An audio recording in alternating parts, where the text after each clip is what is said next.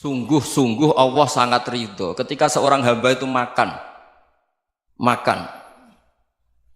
ketika sesuap nasi dia muji Allah, ketika minum seteguk nasi dia muji Allah. Itu kalau orang diridhoni Allah itu wali betul. Itu untuk jadi wali itu gampang, kamu makan ridho, kamu nginjak buminya Allah ridho seneng, kamu hidup keseharian aman seneng.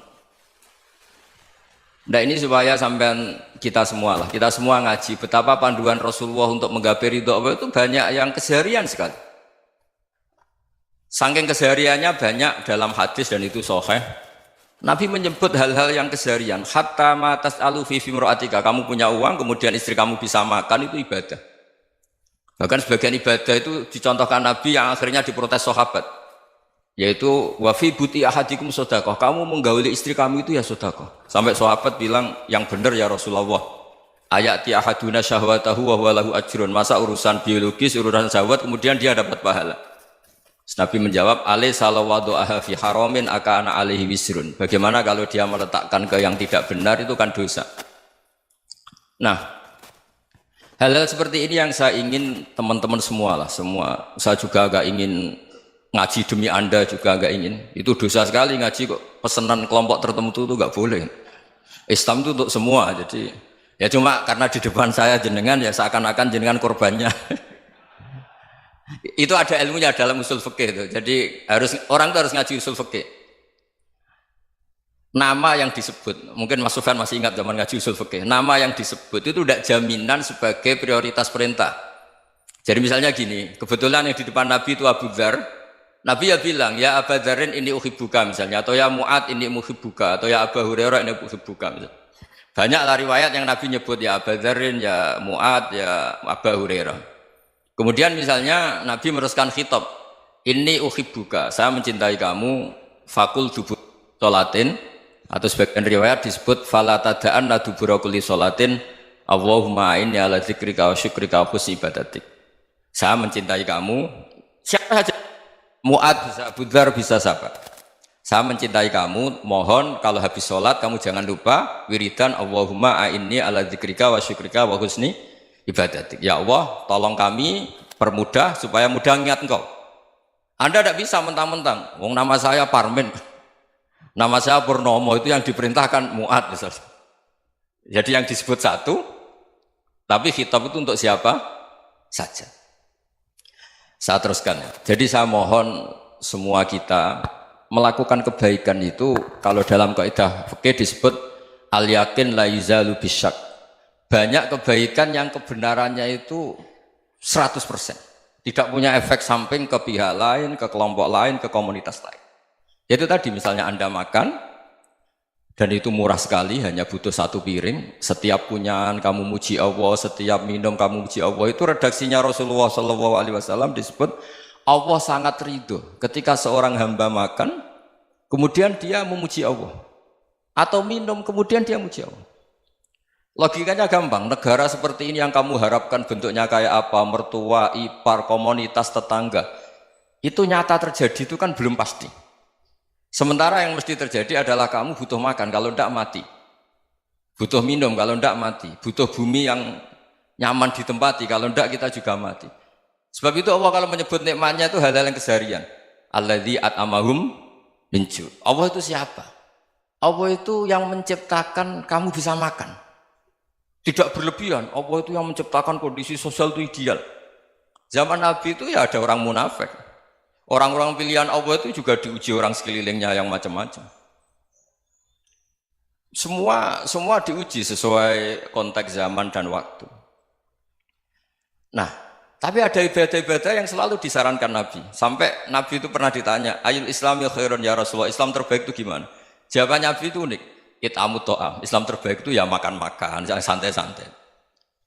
Ketika Allah menyebut beberapa kebaikan, falak tahamal aqobah wa ma adrokan Allah mal aqobah. Terusannya apa? Fakku raqobah. Terusannya apa? Au it'amun fi yaumin di masubah. Ya, atau acara makan-makan itu juga Islam.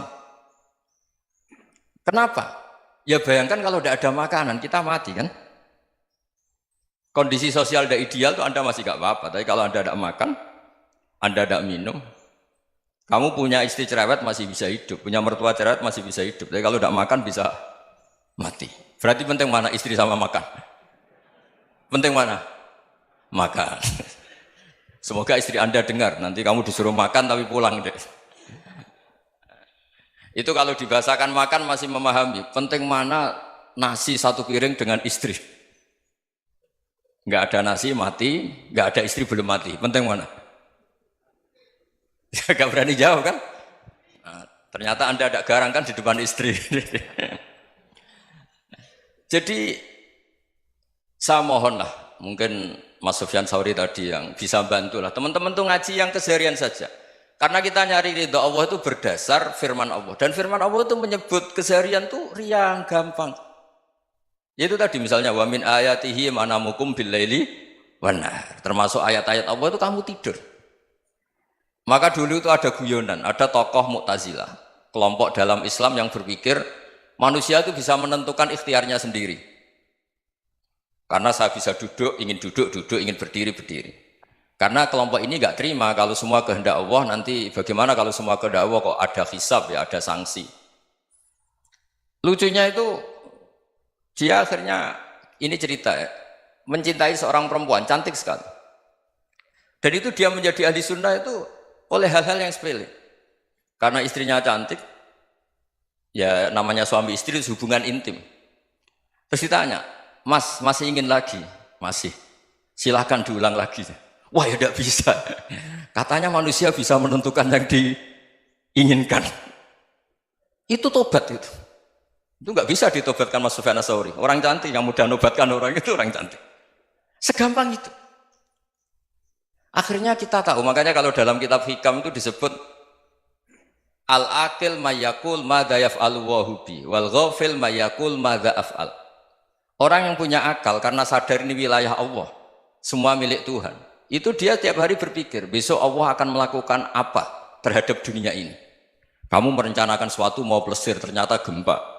Mau wisata ke Rusia, ternyata perang. Kamu tidak pernah tahu apa yang akan terjadi besok. Wa ma tadri nafsum madza taksibu ghadan. Tapi anda semua kita ini sering punya jadwal permanen. Makanya saya kalau diundang siapa saja, sanad takdir. Yang jelas Gus ini acara penting.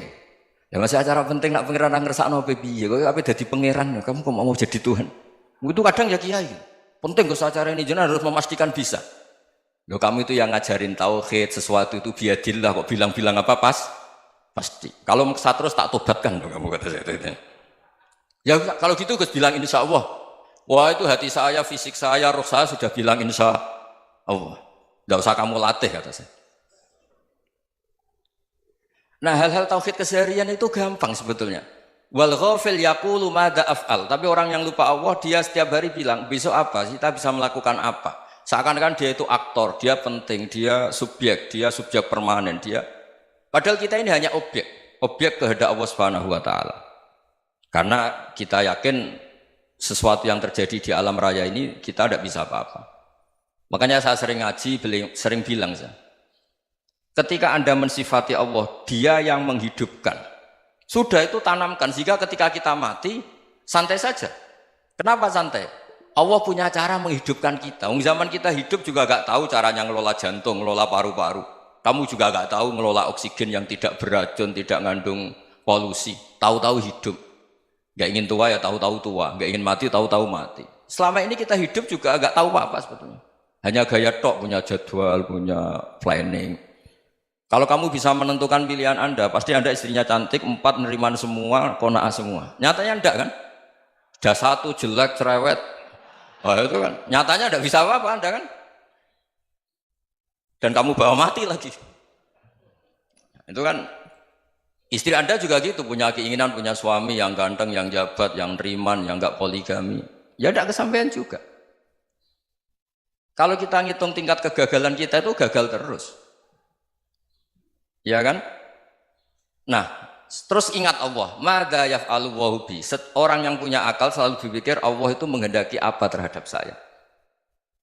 Lalu sama-sama orang melihat orang yang serius, itu kata Anda itu pemikir berat, serius, senang punya tokoh yang merengut tuh, karena kamu anggap serius. Tapi sebagian orang menganggap orang yang serius itu wong merengut, wong masam, wong muka kok ditekuk. Jadi sama Itu hati ya muqallibal qulub tsabbit qalbi ala dini, karena kita nggak tahu cara berpikir kita tentang orang lain, tentang sekeliling kita.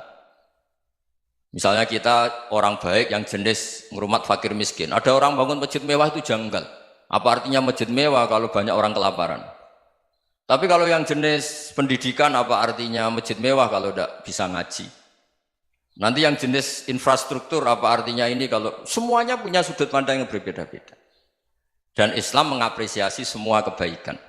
Tapi katakan semua kebaikan itu adalah kehendak Allah Subhanahu wa taala. Karena apapun baik Anda itu pakai fasilitas yang diberikan oleh Allah Subhanahu wa taala. Sehingga ini yang disebut qulillah tsumadarhum fi khawdihim yal'abun. Ya kembali tadi ke tema-tema bahwa keseharian Anda ini sudah Islami. Saat Anda tidak bisa melakukan apa saja. Saya sering ada jenazah, biasanya kalau tetangga meninggal saya sering disuruh ngelepas. Saya bilang orang ini baik karena sering ngelamun di rumah, sering nganggur di rumah. Ditanya sama anaknya, kenapa Gus nganggur baik? Ya kalau dia nganggur artinya juga agak berbuat sesuatu yang maksiat kan? Ya kan? Orang nganggur di rumahnya ya tidak bunuh orang, tidak maling, tidak korupsi, ya namanya nganggur di rumah. Lah cuma istri cara pandang nganggur gak menghasilkan uang itu. Tapi juga gak menghasilkan kriminal kan? Jadi sebenarnya Islam itu makanya kalau sampai ngaji usul fikih itu ada kitab usul fikih namanya Lubul Usul, itu terkenal sekali di pesantren itu. Itu kalau ngapresiasi keseharian itu luar biasa. Izma min mubahin illa wa yatahaqqaqu bihi tarku haramimma. Karena keseharian yang mubah saat Anda lakukan itu ada kehebatan yang luar biasa, yaitu meninggalkan haram. Makanya dulu banyak orang-orang alim ketemu temannya itu guyon sampai semalaman. Itu biasanya yang semangat Islam itu kiai kok tidak tahajud, kiai kok tidak witir. Orang yang sedang mapan uangnya banyak, malam itu tidak kelayaban itu sudah luar biasa. Melawan nafsu supaya tidak maksiat itu sudah luar biasa. Supaya lupa guyon sama temannya semalaman sampai subuh. Gejlok-gejlokan ngenang zaman miskin, zaman kuliah nggak jelas, zaman apa. Melihatnya jangan tarkut tahajud. Seperti ini meninggalkan tahajud, tapi meninggalkannya ini talkul muharramat. Jadi kayak apa hebatnya? Sehingga Imam Ghazali punya riwayat yang agak unik. Hatta takuna ibadatu akhiri hadil ummah iku an-naum. Sehingga suatu saat ibadah terbaik umat ini itu tidur. Itu kan riwayat kontroversi. Ketika Imam Ghazali tanya, kenapa iya? Kenapa kamu mulai keluar dari rumah itu sudah banyak maksiat? Melihat perempuan yang enggak mahram, melihat fenomena. Tapi kalau kamu tidur itu enggak melihat apa-apa. Tapi juga kamu jangan menganggap tidur itu ibadah betul. Saatnya melakukan fardhu ain malah masih tidur. Tapi itu sudut pandang yang menjadikan kita Islam itu gampang. Jadi saat Anda tidak bisa aktivitas apa-apa, misalnya ada beberapa orang yang lumpuh. Lumpuh itu memang nggak bisa Jumatan, nggak bisa ibadah, tapi dia juga nggak bisa maksiat. Tidur itu memang Anda saat itu tidak bisa tahajud, tidak bisa witir, tapi saat itu ada zina, ada maling, tidak gosipkan orang, tidak bully orang, tidak menanamkan kebencian, tidak hasud. Sehingga tidur menurut Allah Ta'ala wa min ayatihi manamukum billaili apa? Wan-nahar. Karena di tidur itu selain ada unsur istirahat, jaga kestamina, juga ada unsur meninggalkan beberapa keburukan. Nah saya mohon ibadah yang keseharian ini kita jaga. Supaya kita semua baca ayat itu fasih. Fasih itu tertanam di hati. Allah itu siapa? Alladzi at'amahum min ju'i wa amanahum min khauf. Dan Allah kalau cerita di Quran itu anna subabnal ma'a subba thumma syaqaqnal ardhan wa syaqqa fa ambatna fiha habba wa inaba wa qadba wa zaituna wa nakhla wa hada'iqa hulba. Kamu tahu saya ini siapa, kata Allah? Saya ini adalah Tuhan yang menurunkan air, kemudian ada tanaman banyak. Habba wa inaba wa qadba, ada zaitun, ada tin, kalau orang Jawa mungkin ada tela, ada padi, ada mangga, ada pisang. Sudah. Wa inaba wa zaituna wa nakhla wa hada'iqa hulba. Ada perkebunan yang lebat. Tujuannya apa? Mata Allahkum, silahkan kamu pakai, kamu nikmati. Tapi karena kadang kita ini punya ide-ide besar. Tadi untuk syukur saja nunggu punya istri riman, rumah baik, tetangga baik, komunitas baik, semuanya baik baru syukur. Lama-lama nanti ada di surga, syukurnya nunggu surga paling kelas A. Itu sudah ada yang menghuni Rasulullah, kamu nggak boleh di situ. Masa untuk syukur saja? Repotnya Masya Allah. Jadi mohonlah Quran yang kalau Anda hafalkan juz sama itu kan ada ayat-ayat yang kayak tadi. Ya, fal yang dzuril insanu ila ta'ami. Coba lihat Apa yang kamu makan ya? Dari mana? Dan untuk mempertahankan hidup kamu keseharian. Jadi jangan kira ibadah itu harus membentuk komunitas yang versi Anda. Ibadah itu harus yang hal yang mulu-mulu. Kesehariannya Anda alami. Loh ini saya tidak bikin-bikin. Saya ngaji bukan karena berdasar pesanan. Itu ayat yang saya bacakan betul ada ayatnya kan. Fal yang dzuril insanu ila tu'ami anna sababnal ma'a sabba thumma syaqqaqnal ardo syaqqa fa ambasna fiha habba wa inaba wa qadba wa zaituna wa nakhla wa hada'iqa ghulba. Terusannya apa? Mata'al lakum, silakan kamu nikmati. Mata itu silakan kamu nikmati. Ya kayak sampean dikasih hidangan ya makan. Ya sudah makan, habis makan ya minum, habis itu ngantuk ya tidur. Ya sudah normal-normal saja. Kayak apa indahnya Islam? Tapi Anda mencari Islam yang gimana lagi? Nah itu yang diajarkan guru-guru kita, diajarkan sanad kita sampai Wali Songo, sampai Rasulullah SAW. Bahwa pada akhirnya ada jihad, ada perang. Itu dulu memang perang, bukan membunuh, beda. Dulu kita dijajah Belanda ya perang, dan itu normal karena kita dijajah. Jadi ketika orang lain ingin baik sama kita, wa in ahadum minal musyrikin astajaruka ya fa'jirhu hatta yasma'a kalam Allah. Kalau mereka ingin baik ya kita baik. Makanya ada istilah musta'man, mu'ahad. Kalau mereka ingin damai, berdampingan dengan kemajmukan ya itu yang lebih baik. Karena memang Islam menghormati proses perdamaian.